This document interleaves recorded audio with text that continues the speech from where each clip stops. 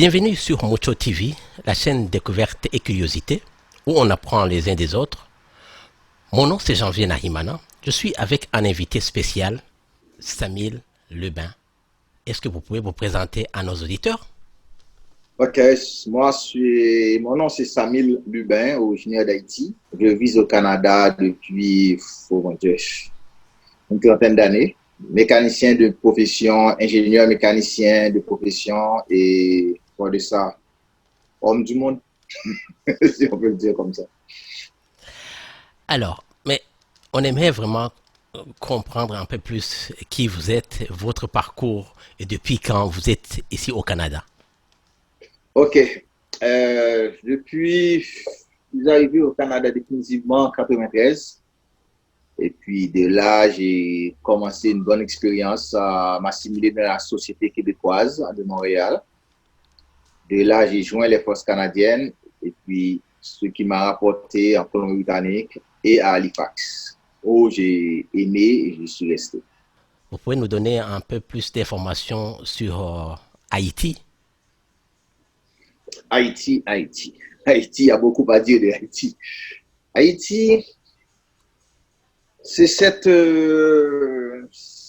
c'est une des pays de ce qu'on appelle les grandes Antilles, qui dénombre Cuba, la Jamaïque et Porto Rico. Haïti, c'est le deuxième espace au niveau grandeur territoire. Quand on dit Haïti, on parle cependant de l'île d'Haïti, qui remporte deux républiques, la République Haïti et la République dominicaine.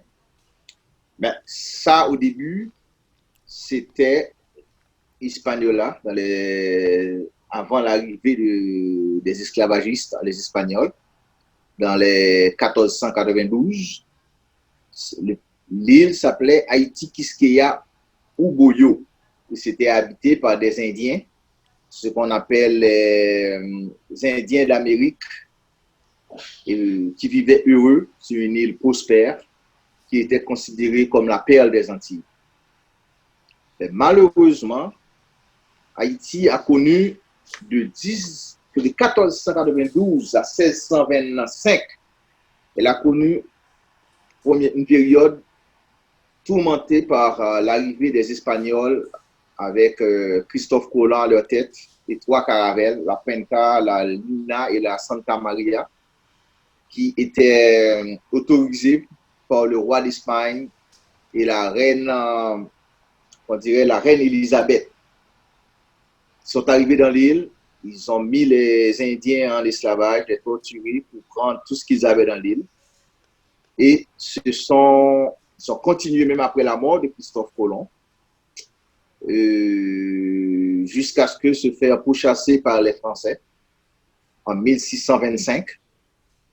Après de nombreuses batailles, ils ont laissé tomber. Avant d'aller, je dirais que quand les Espagnols sont arrivés, ils ont changé le nom d'Haïti. Ce n'est plus Haïti Quisqueya Uboyo, ils l'ont appelé Hispaniola, qui signifiait à l'époque la petite Espagne, pour dire comment Haïti était belle. C'était considéré, ils se sentaient comme s'ils étaient en Espagne, on était en Haïti. Pour poursuivre, les Français sont arrivés, ils ont massacré les Indiens qui étaient là, ils ont remplacé ça par les Noirs d'Afrique. L'exploitation et la vente de noirs d'Afrique qui a commencé depuis le début du XVIe siècle, ça s'est augmenté au XVIIe siècle avec l'effort pitoyable des Français qui ramenaient 30 000 esclaves par an en Haïti. Ceux-ci ils étaient entassés au bout des bateaux qu'on appelait des négriers. Là, il y avait, ça on ne peut même pas parler de vie, là. Ce sont du monde enchaîné dans les cales, mal nourris, maltraités, qui devaient traverser l'Atlantique. Ce n'est pas un cadeau, j'ai traversé l'Atlantique pendant 20 ans dans la marine, dans l'océan Atlantique, ce n'est pas une mer facile à traverser. Et en plus, quand on n'a pas de confort, on peut tout imaginer des scénarios. Le monde qui était malade, le monde qui pouvait même en vomir les uns sur les autres. Et puis tout ça pour arriver en Haïti. Et Haïti s'est dépouillé de ses Français en 1804, après un long combat de 1791 à 1803, finissant par la bataille de Bévertière, le 18 novembre 1803, qui a symbolisé dans le monde entier la première défaite de la plus grande armée mondiale qui était l'armée de Napoléon. Et le 1er janvier 1804, Haïti s'est proclamée comme la première république noire du monde. Ça, c'est Haïti. Et puis ça aussi, c'est l'épée de Damoclès qui tend sur Haïti parce que quand on fait une première, on est considéré comme la mauvaise bête, on est considéré comme mauvais exemple. Et depuis, les Haïtiens ont libéré l'ensemble des pays de la Caraïbe et une partie même des pays en Afrique. Ils ont voyagé, vous allez voir dans l'hymne national de ces pays, dans la création du drapeau, il y a toujours une main haïtienne en arrière de ça. Haïti, aidé par ses généraux, Toussaint Louverture, le cerveau, et Dessalines, le bras. Ils ont amené le monde noir à connaître ce qu'on appelle la liberté en 1804 au Congo. C'est bref, mais c'est tout pour Haïti. Pour le libérateur, celui qui a donné vraiment l'indépendance de Haïti, pouvez-vous nous donner un peu plus de ces détails parce que bon, il y a des histoires qui nous racontent que son corps ne serait pas à Haïti, qu'il serait quelque part en Europe. Est-ce que vous pouvez nous donner un peu plus de détails sur ça? Toussaint Louverture, c'est tout un autre débat, mais je vais juste brosser rapidement.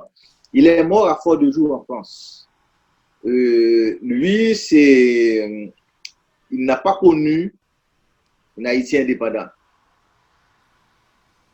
C'est-à-dire, il est mort en France, ils ont gardé son corps jusqu'à présent. Et jusqu'à date, si je ne m'amuse pas, allez voir le cercueil de Toussaint Louverture en France, à Fort-de-Joux.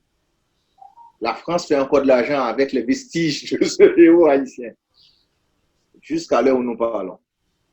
Et malheureusement, il n'a pas un président ou un chef d'État haïtien qui aurait demandé d'expatrier ses vestiges. Mais la France en profite. Il est même oui qu'ils font des expériences pour voir dans son cerveau qu'est-ce qu'il y avait pour... Ça, ce sont les huit dires. Mais les dépouilles sont encore en France. Haïti a une riche culture ou des cultures véhiculées par les esclaves. Qu'est-ce qui reste comme identité à Haïti?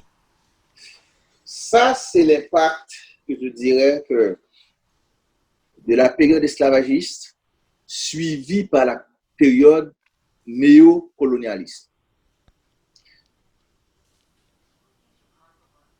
L'esclavage, de par définition, c'est pas seulement restreindre un peuple dans ses habitudes, c'est recréer un peuple à sa façon. Quand ils sont arrivés, Christophe Colomb, on va commencer par Christophe Colomb, est arrivé avec la Bible et la croix dans une main, un fusil dans l'autre main. De là, sous-entend quoi? Toutes les mœurs que les Indiens avaient, leur coutume s'est enlevée, il aurait fallu qu'ils acceptent les coutumes espagnoles et plus tard les coutumes françaises. Et comme tu peux voir, ce système, c'est ça qu'on appelle, c'est tout un esclavage, c'est systémique. Hein? C'est tout un système qui l'accompagne. C'est un ensemble de pays qui décident. C'est validé par Vatican. La religion est pour beaucoup là-dessus. Il faut juste aller les convertir. C'est-à-dire changer tout ce qu'ils avaient pour amener le Christ, leur Christ, le Christ européen à eux autres. Il n'en reste pas beaucoup, mais cependant, vu que Haïti, c'est un peuple unique, on peut le dire. Unique parce que ce n'est pas un peuple qui laisse tomber facilement. L'Haïtien n'abandonne pas souvent. Il en reste encore des vestiges, il reste des propos, il reste des façons d'agir qui sont réunis autour du vaudou, comme ce qu'on appelle une religion officieuse, qui n'est pas officielle en Haïti, mais il y a encore des pratiques comme la cérémonie du bois caïman. Ces cérémonies se font encore en Haïti ou dans les communautés haïtiennes en Haïti ou à Montréal ou aux États-Unis dans les grandes artères, dans les grands espaces haïtiens. Vous comprenez? Il reste encore de ces pratiques, mais que l'éducation et la religion n'ont pas pu effacer.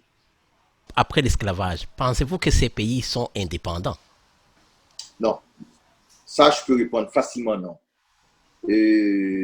Ces pays ont su sortir de leurs frontières physiquement, les colons.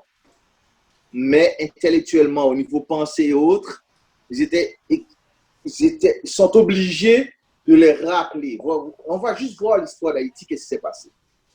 Haïti a eu son indépendance en 1804. Peu de temps après la mort de Dessalines, l'empereur, la France a imposé ce qu'on appelle une dette de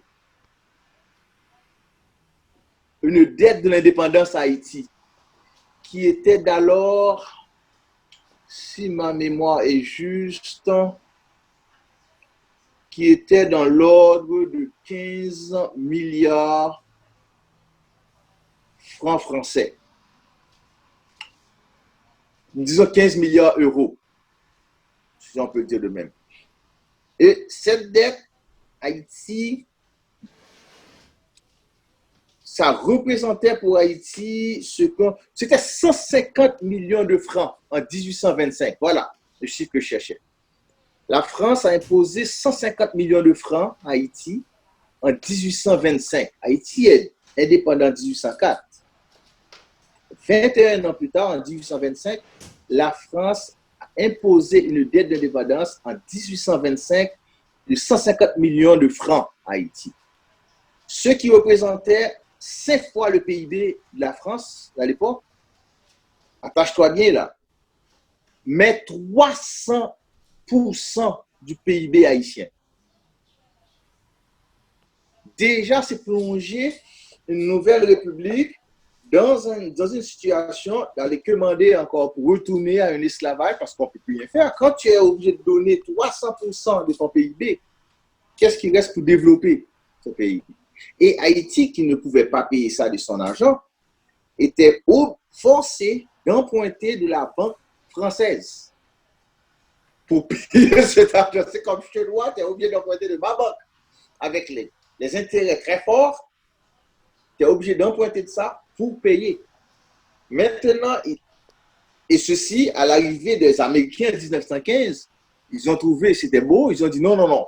Haïti, vous n'allez pas emprunter de la France pour payer, vous allez emprunter de notre banque pour payer à la France. Haïti a continué en 1915 à emprunter maintenant des États-Unis pour payer à la France les 150 millions de francs. Ce que Haïti a fini par payer en 1950. De 1825 à 1950. 300% du PIB de ce pays était allé à la France. Pour revenir à ta question, si le système esclavagiste est fini, on va dire non, il s'est fait remplacer par le système néocolonialisme. Là, tu vas me demander c'est quoi ce système de néocolonialisme. Néo, c'est nouveau, nouvelle forme, nouvelle formule pour coloniser ces pays. En commençant par quoi? En prenant leur éducation. C'est les formes qui se font ni en Haïti, ni dans les pays africains. Toutes les anciennes colonies, on doit leur éducation à la colonie. Leur culture, parce qu'ils sont obligés la religion du pays colonisateur doit être leur religion principale. Et même la politique de chez eux, leur choix. C'est la colonie qui choisit. Si nous regardons, par exemple, un pays comme, on dirait, le Congo, qu'est-ce que les Belges ont fait après l'indépendance du Congo? Ils ont créé une société. C'est de cette société qui devrait contrôler l'économie de la Belgique. Si la Belgique, du Congo, si le Congo est indépendant, pourquoi c'est encore les Belges qui doivent contrôler leur économie? Est-ce que tu appelles ça une indépendance? Parce que je veux dire, c'est le même format qui se fait partout dans ces pays pour, oh, vous voulez partir, vous voulez avoir l'indépendance, on vous laisse passer, mais vous êtes encore notre colonie. Vous comprenez? Vous êtes encore notre colonie. C'est la Société Générale de Belgique qui contrôlait à 70% de l'économie du Congo depuis la déclaration de l'indépendance du Congo. Ça paraît paradoxal. Non, c'est vraiment ce qui a plongé l'économie de tous ces pays et surtout, ne parlons pas des conséquences de l'esclavage, tout le mal qui a été fait au peuple. Euh, on vient d'entendre le roi belge demander excuse au peuple congolais. Est-ce que vous pensez que ce mouvement Black Lives Matter est en train de mettre en évidence les blessures du passé? Bon, le mouvement, c'est la goutte d'eau qui a fait renverser le verre, mais le verre existait depuis longtemps. Et si on doit considérer qu'est-ce qui a créé ce mouvement, c'est la mort de George Floyd. Et ce qui s'est passé aux États-Unis, c'est le pays où le blanc avait le droit de pendre un noir.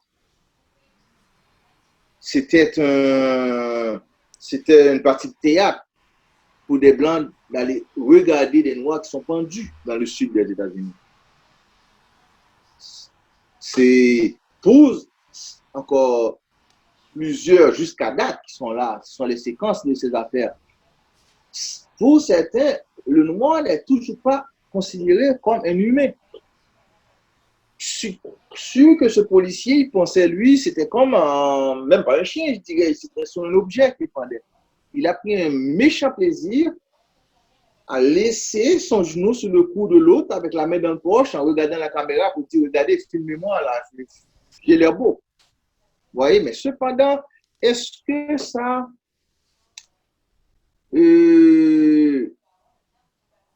peut être bon la façon que c'est géré, mais cependant, je ne pense pas qu'on devrait rester assis seulement sur le Black Lives Matter suite à l'affaire de George Floyd. On devrait normalement continuer sur l'élan du Congo avec le roi qui a demandé ses excuses. Il n'a pas vraiment, on va dire, il a juste dit que, ouais, il s'est excusé pour ce qu'ils ont fait aux Congolais. On est d'accord. Mais, quand on s'excuse de même, c'est quoi la prochaine étape? La prochaine étape serait maintenant au Congo de commencer à évaluer les dommages qu'ils ont fait au Congo et commencer par demander réparation. Parce que pourquoi que les Japonais américains ont été dédommagés, les Juifs ont été dédommagés par les Français, par les Allemands et les Noirs? Pourquoi personne ne parle de dédommager les Noirs? Ils ont dédommagé les Indiens. Même le Canada, là, pense maintenant une formule pour mieux dédommager les Indiens, malgré qu'ils ont déjà des avantages à être Indiens au Canada. Mais ils veulent leur dédommager plus. Mais pourquoi pas nous autres, les Noirs? C'est la question. Bon, je pense que c'est parce que nous ne sommes pas organisés, ou bien encore, nous sommes encore sur le fait d'une colonisation qui nous empêche de nous organiser. Vous avez voyagé dans pas mal de pays, même en Afrique. Que pensez-vous du continent africain?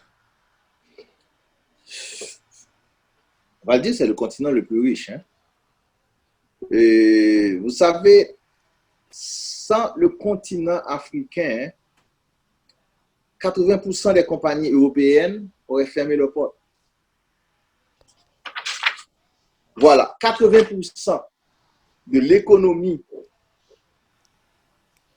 de l'électricité de la France provient de l'uranium de la République du Niger. 80% de l'électricité en France. Tu sais à qui profite ça? Aux Nigériens? Non. Ça en profite seulement aux Français parce que c'est des bonus, des poignées de dollars donnés au gouvernement corrompu qui lui est forcé d'avoir un compte en banque française qui va déposer encore cet argent en France. L'argent retourne encore en France. Et deuxièmement, pourquoi l'Afrique est obligée de circuler avec le franc français? L'Afrique n'a pas son argent, sa monnaie. Non, mais on doit se poser la question. Pourquoi l'Afrique est obligée d'utiliser le franc français? Et on peut aller même plus loin. Suez Canal, c'est où? Suez Canal, c'est en Afrique. Essaie de voir les économies tirées de ce canal vont dans quelle poche, dans quel pays. Ces économies retournent en France. Mais le canal n'est pas en France. C'est un canal qui est à côté de l'Égypte, c'est quasiment en Afrique. Pourquoi c'est la France qui est bénéficiaire des rentrées de ce canal? C'est tout ce que je dirais. Regarde, le fait que nous ne sommes pas organisés, ou bien on nous empêche de nous organiser, nous enlève tous, nous enlève de ce dynamisme d'aller chercher une réparation sur ce qui est arrivé à des milliers de nos confrères. OK. Les Juifs, ils étaient combien? Ils étaient 6 millions. OK. Ils étaient 6 millions de Juifs. Le journal Libération en 2017 a déclaré que les dépenses publiques dans le domaine des dédommagements des Juifs étaient évaluées à 1,64 milliard d'euros. C'est ce que l'Allemagne a consenti à donner aux Juifs. Ça, c'était en 2017. Mais il va plus loin, le même journal Libération. Il dit ça a commencé, ils ont commencé à financer Israël depuis 1949. Tout compris l'argent qui est donné, de 1949 à nos jours, ça fait 75 milliards d'euros pour 6 millions de Juifs que les Allemands ont exterminés. Ils ont eu 75 milliards d'euros de dédommagement. On va plus loin. Qu'est-ce qui s'est passé avec même le groupe qu'on appelait les Japonais en Amérique? Eux autres aussi ont été dédommagés. Le gouvernement, le Congrès américain les a dédommagés. Maintenant, et que dire des Africains? Qui a pensé à dédommager? Il y avait une seule tentative. Regardez comment c'était pauvre. C'était le président Abraham Lincoln. En 1865, il avait promis 1 mule et 16 hectares de terrain aux Noirs après la guerre de sécession pour leur participation à la guerre. 1 mule et 16 hectares de terrain. Ah, on est loin là de 1,64 milliard, de 75 milliards. 1 mule et 16 hectares de terrain. Alors que les Noirs tués étaient plus que 13 millions.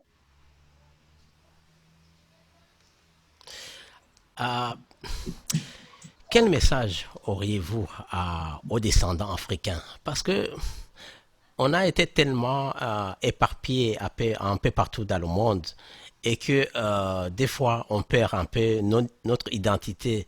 Il y a ceux qui ont du mal à se reconnaître en tant qu'Africains, mais on est tous des descendants africains. Et on doit essayer de travailler la main dans la main pour essayer de penser à ces réparations, mais aussi à construire notre identité pour ne pas sombrer, parce qu'on voit certaines contrées dans lesquelles les Noirs ils sont maltraités et puis ils sombrent dans la dépression, dans la violence et tout ça. Quel message auriez-vous aux descendants africains un peu partout dans le monde pour qu'on puisse vraiment défendre l'image de l'identité africaine? D'être les Africains. C'est ça le message que je dirais, d'arrêter d'aller, d'imiter, d'être un Français, d'être un Américain, mais d'être un Africain. Et deuxièmement, les dirigeants devraient commencer par prendre en main 2 choses, l'éducation et la religion. Ce sont les 2 outils qu'utilise les colonialistes pour maintenir ces peuples-là sous la domination. C'est l'éducation et la religion. À toutes les places qui ont été colonisées sont marquées par quoi? Vous allez voir, il va y avoir des instituts français. Vous pensez qu'Haïti a besoin d'instituts français? Le président Aristide, je cite des exemples d'Haïti parce que ça, c'est ça que je connais le plus. Il avait entamé une démarche pour que la France retourne, une démarche d'indemnité pour ravoir cet argent de la France de 17 milliards d'euros. Vous savez qu'est-ce que le président qui était avant Macron, là, François Hollande, oui. Lui est allé en Haïti, c'est qu'est-ce qu'il a dit? Il a dit pour rembourser cette dette à Haïti, la France va construire 2 instituts français. Là, tu me dois de l'argent. Tu me dois mon argent. Moi, j'ai payé un argent. Toi, tu veux rembourser un institut français. Mais pour te répondre, sérieusement, il faudrait que nous commençons à élire nos propres dirigeants. Il faudrait que nous commençons à construire notre école. École nationale de chaque pays d'Haïti, école nationale. Quand je dis école, c'est une éducation. Ce n'est pas la scolarisation, mais l'éducation. Une éducation haïtienne aux Haïtiens, une éducation congolaise aux Congolais, une éducation à chaque pays. Ils doivent s'asseoir et définir leur propre éducation qu'ils ont besoin pour être un citoyen. Pas pour essayer de devenir français, américain, ou hollandais, ou british. Et de là, ça s'organiser pour aller chercher ce qu'on nous doit. Parce que en jurisprudence, un cas peut entraîner les autres cas. Si le Congrès américain a accepté d'indemniser les Japonais américains de 1,6 milliard de dollars américains à raison de 20 000 dollars américains pour chaque par personne, si et s'associe après pour qu'est-ce qui sont arrivés à ces Japonais américains pendant la Deuxième Guerre mondiale, si la France a créé une entité juridique pour enquêter et indemniser les Juifs qui ont subi toutes sortes d'humiliations pendant la Deuxième Guerre mondiale, si l'Allemagne a accepté de rembourser 75 milliards d'euros aux Juifs, alors on doit s'entendre que nous autres, nous avons gain de cause. C'est juste nous organiser pour aller le chercher. Et pour nous organiser, nous devons commencer par créer une école noire, une école africaine, pour que nous commençons à penser en africain. Parce qu'ils ont fait une étude psychologique pour montrer ce qu'on appelle le syndrome post-traumatique de l'esclavage. Ils ont pris ils ont pris plusieurs enfants noirs en bas âge, en bas de 5 ans. Ils les ont donné 2 poupées. Une poupée noire, une poupée blanche. À toutes les fois, l'enfant choisit automatiquement la poupée blanche. On parle des enfants, là, très bas âge. C'est quelque chose qu'ils ont hérité dans le sang. C'est beaucoup plus fort, cette histoire de colonisation. Ce n'est pas ce que nous savons avec les études que nous avons faites. Nous héritons sous nos épaules, nous avons ça, le poids de la colonisation. Si l'enfant, tout de suite, il pense, qu'est-ce qui est beau pour moi? C'est ce qui est blanc. Déjà, il commence sa vie à dire que nous sommes rien. Vous comprenez? Ça devrait être tout ce qui se passe après la mort de Floyd, même avant. Ça devrait être un éveil chez tout le continent, tous les Afro, tous les Africains dans le monde, tous les Noirs de n'importe où, ça vient de la Caraïbe et autres, pour se retourner vers eux-mêmes, se regarder dans un miroir, pour se dire qui je suis, qui je veux être, comment je vais organiser ma société. Il ne faut pas penser aller chercher les valeurs européennes, les valeurs américaines pendant que nous n'avons rien. Si vous allez dans n'importe quel pays, dans mes voyages, c'est ce que j'ai pu remarquer, n'importe quel pays tu vas, en Afrique, la télévision nationale, sur une période de 10 heures, passe 9h30 des choses qui passent à l'extérieur. Qu'est-ce que tu veux que la jeunesse de ce pays comprend ou apprend de son pays? Quand on est toujours dans notre salon, on voit toujours des opéras, on voit ce qui se passe en France, ce qui se passe en Angleterre, ce qui se passe aux États-Unis, mais chez nous, qu'est-ce qui se passe? Et cette tendance, il faut pas la mépriser, elle est même au Canada, hein, à ce temps. Les chaînes de télévision, si on regarde, on voit ce qui se passe. Je sais ce qui se passe aux États-Unis, beaucoup plus ce qui se passe au Canada. Mais, par chance, ici, ils ont un quota. Ils ont un nombre d'émissions qui doivent passer sur le Canada, d'autres sur les États-Unis. Mais dans les autres pays africains et les afro-descendants, c'est 90%, mais des fois même 99,9% de la programmation est américaine, française et tout autre, sauf locale. Ça, ce sont des choses que nous devrions commencer à nous organiser, à nous organiser et demander justice. Quel message apportez-vous aux jeunes pour qu'ils puissent être fiers de leur identité? Bon, c'est de s'éduquer, de questionner tout ce qu'on vous dit, parce qu'il y a pas mal de mensonges qui se donnent dans les religions, dans les différents exemples qu'on donne dans les éducations. Imaginez un étudiant dans n'importe quel pays africain. Ces exemples, c'est même en mathématiques, c'est des exemples qui se donnent sur ce qui se passe en Belgique, qui se passe en France, qui se passe aux États-Unis, pendant que chez eux, il y a plein d'exemples qui peuvent être donnés, qui n'ont pas reçu. La clé, c'est l'éducation. Nous sommes parmi les peuples les plus intelligents, alors nous devons nous éduquer et même en s'éduquant, on questionne l'éducation qu'on reçoit. On n'avale pas tout. Il faut questionner, aller chercher, parce que maintenant, là, avec les technologies, nous pouvons trouver plusieurs choses, même sur l'Internet. On n'a pas besoin d'avoir d'argent, on a juste besoin d'avoir un moyen d'entrer sur l'Internet. Alors, il faut s'auto-éduquer. Merci d'avoir partagé votre opinion.